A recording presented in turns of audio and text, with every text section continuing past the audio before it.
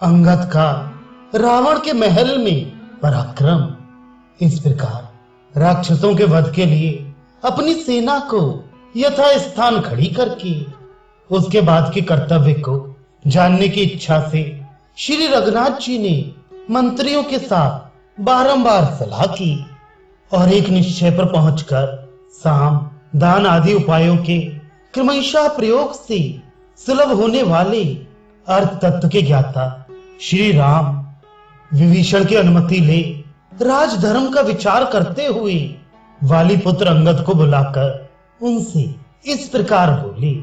स्वामी, कपिप्रवर दशमुख रावण राज्य लक्ष्मी से भ्रष्ट हो गया। अब उसका ऐश्वर्य समाप्त हो चला। वह मरना ही चाहता है, इसलिए उसकी विचार शक्ति नष्ट हो गई है।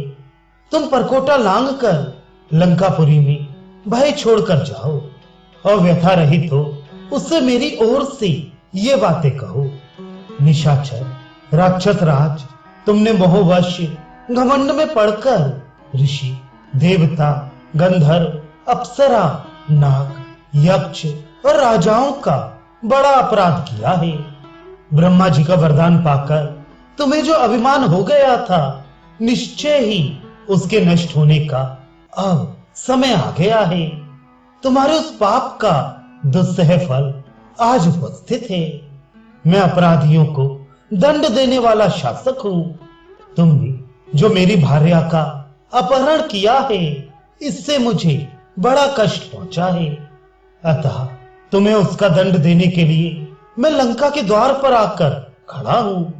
राक्षस, यदि तुम युद्ध में स्थिरता पूर्वक खड़े रहे तो उन समस्त देवताओं, महर्षियों और राज ऋषियों की पदवी को पहुंच जाओगी। उन्हीं की भांति तुम्हें परलोकवासी होना पड़ेगा। नीच निशाचर, जिस बल के भरोसे तुमने मुझे धोखा देकर माया से सीता का हरण किया है, उसे आज युद्ध के मैदान में दिखाओ। यदि तुम मिथिलेश कुमारी को लेकर मेरी शरण में नहीं आए तो मैं अपने तीखे बाणों द्वारा इस संसार को राक्षसों से सूना कर दूंगा।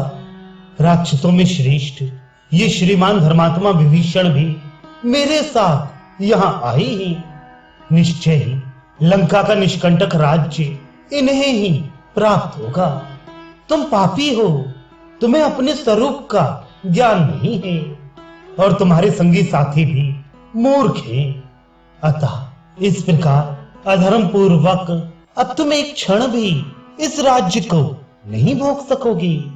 राक्षस, शूरता का आश्रय ले धैर्य धारण करके मेरे साथ युद्ध करो। रणभूमि में मेरे बाणों से प्राण शून्य होकर तुम शुद्ध एवं निष्पाप हो जाओगी। निशाचर, मेरी दृष्टि पथ में आने के पश्चात यदि तुम पक्षी होकर तीनों लोकों में उड़ते और छिपते फिरो तो भी अपने घर को जीवित नहीं लौट सकोगे। अब मैं तुम्हें हित की बात बताता हूं। तुम अपना श्राद्ध कर डालो, परलोक में सुख देने वाले दान पुण्य कर लो और लंका को जी भर कर देख लो, क्योंकि तुम्हारा जीवन मेरे अधीन हो चुका है। अनायास ही महान कर्म करने वाले भगवान श्री राम के ऐसा कहने पर तारा कुमार अंगद मूर्तिमान अग्नि की भांति आकाश मार्ग से चल दिए। श्रीमान अंगद एक ही मुहूर्त में परकोटा लांग कर रावण के राजभवन में जा पहुंचे। वहां उन्होंने मंत्रियों के साथ शांत भाव से बैठे हुए रावण को देखा। वानर श्रेष्ठ अंगद सोने के बाजूबंद पहने हुए थे और प्रज्वलित अग्नि के समान प्रकाशित हो रही थी। वे रावण के निकट पहुंचकर खड़े हो गए। उन्होंने पहले अपना परिचय दिया और मंत्रियों सहित रावण को श्री रामचंद्र जी की कही हुई सारी उत्तम बातें ज्यों की त्यों सुना दी। ना तो एक भी शब्द कम किया और ना ही बढ़ाया। वे बोले, मैं अनायास ही बड़े बड़े उत्तम कर्म करने वाले कौशल नरेश महाराज श्री राम का दूत और वाली का पुत्र अंगद हूं। संभव है कभी मेरा नाम भी तुम्हारे कानों में पड़ा हो। माता कौशल्या का आनंद बढ़ाने वाले रघुकुल तिलक श्री राम ने तुम्हारे लिए यह संदेश दिया है, निशंस रावण, जरा मर्द बनो और घर से बाहर निकलकर युद्ध में मेरा सामना करो। मैं मंत्री, पुत्र और बंधु बांधवों सहित तुम्हारा वध करूंगा, क्योंकि तुम्हारे मारे जाने से तीनों लोकों के प्राणी निर्भय हो जाएंगे। तुम देवता, दानव, यक्ष, गंधर्व, नाग और राक्षस सभी के शत्रु हो। ऋषियों के लिए तो कंटक रूप ही हो। अतः आज मैं तुम्हें उखाड़ फेंकूंगा। अतः यदि तुम मेरे चरणों में गिरकर आदर पूर्वक सीता को नहीं लौटाओगे तो मेरे हाथ से मारे जाओगे, और तुम्हारे मारे जाने पर लंका का सारा ऐश्वर्य विभीषण को प्राप्त होगा। वानर शिरोमणि अंगद के ऐसे कठोर वचन कहने पर निशाचर गणों का राजा रावण अत्यंत अमर्ष से भर गया। रोष से भरे हुए रावण ने उस समय अपने मंत्रियों से बार बार कहा, पकड़ लो इस दुर्बुद्धि वानर को और मार डालो। रावण की यह बात सुनकर चार भयंकर निशाचरों ने प्रज्वलित अग्नि के समान तेजस्वी अंगद को पकड़ लिया। आत्मबल से संपन्न तारा कुमार अंगद ने उस समय राक्षसों को अपना बल दिखाने के लिए स्वयं ही अपने आप को पकड़ा दिया। फिर भी पक्षियों की तरह अपनी दोनों भुजाओं से जकड़े हुए उन चारों राक्षसों को लिए दिए ही उछले और उस महल की छत पर, जो पर्वत शिखर के समान ऊंची थी, चढ़ गए। उनके उछलने के वेग से झटका खाकर वे सब राक्षस राज रावण के देखते देखते पृथ्वी पर गिर पड़े। तदनंतर प्रतापी वाली कुमार अंगद राक्षस राज के उस महल की चोटी पर, जो पर्वत शिखर के समान ऊंची थी, पैर पटकते हुए घूमने लगे।